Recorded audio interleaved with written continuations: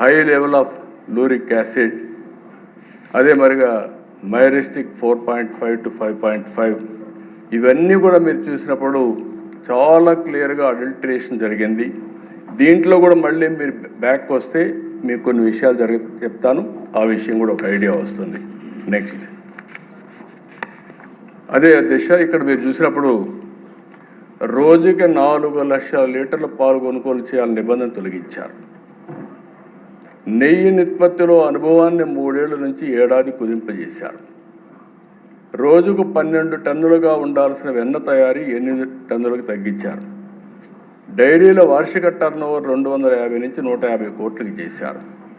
సాంకేతిక అధ్యయనం, ఫీల్డ్ విజిట్కి పూర్తిగా మినహాయింపించారు. ఫుడ్ సేఫ్టీ నిబంధనల్ని పూర్తిగా నీరుగార్చారు. నెక్స్ట్, ఇది కూడా మీరు దిశ ఇక్కడ ఒకసారి చూస్తే ప్రధాన సూత్రధారులు పామల్ జైన్, విపిన్ జైన్, బోలే బాబా ఆర్గానిక్ డైరీ. ఇది కూడా మనం గుర్తుపెట్టుకోవాలి. There are 2 dairies, Bole Baba organic dairy and Bole Baba foods limited. ఈ పక్కన మీరు గుర్తుపెట్టుకుంటే దిశ నెయ్యి సరఫరా చేసిన షెల్ కంపెనీలు AR dairy, Vaishnavi dairy, మాల్గంగా milks. ఆ పక్క కల్తీకి సహకరించిన వ్యక్తులు కల్తీ నెయ్యికి రసాయనాల సరఫరా అజయ్ కుమార్ సుగన్, మహేష్ కుమార్ రోహెరా, వీళ్ళందరూ ఉన్నారు. బ్యాంక్ అకౌంట్లో 4,69 రూపాయలు లంచం డబ్బుతో దొరికిపోయిన TTD board chairman PA Chinnappanna కల్తీ నెయ్యి సరఫరాకి సహకారం అందించింది కూడా చిన్నప్పన్న అని చెప్పి చాలా స్పష్టంగా మనకు ఒక ఐడియా వస్తుంది. నెక్స్ట్,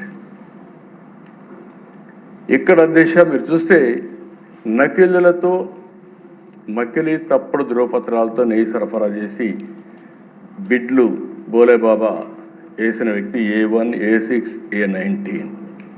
తప్పుడు రిటర్న్లతో టీటీడీని ఏ విధంగా మోసం చేశారు, దాంట్లో రిటర్న్స్లో తేడాలు, ఆన్లైన్ ఫిజికల్ రిటర్న్ల వ్యత్యాసాలు, ల్యాబ్ నివేదికల ఫోర్జరీ, అపెక్స్ ల్యాబ్ పేరుతో ఫోర్జరీ నివేదిక, మాల్గంగా సంస్థ శాంపుల్ ఇవ్వకుండా దొంగ రిపోర్టు పంపించడం. ఇన్ని జరిగితే టీటీడీ బోర్డు ఈఓకి, చైర్మన్కి, బోర్డుకి తెలియకుండా జరుగుతున్నది కరెక్ట్ కాదు అధ్యక్ష. రాష్ట్రం మొత్తం ఎవరు దేవుని దగ్గరికి వచ్చినా ఆ ప్రసాదం తీసుకున్నప్పుడు ప్రతి ఒక్కరూ విమర్శించారు. నాణ్యత తగ్గిపోయిందని అందరూ మాట్లాడారు, ఎంతోమంది ఆందోళన చేశారు. కానీ ఏమాత్రం పట్టించుకోకుండా ఇవన్నీ చేసే పరిస్థితికి వచ్చారు. నెక్స్ట్,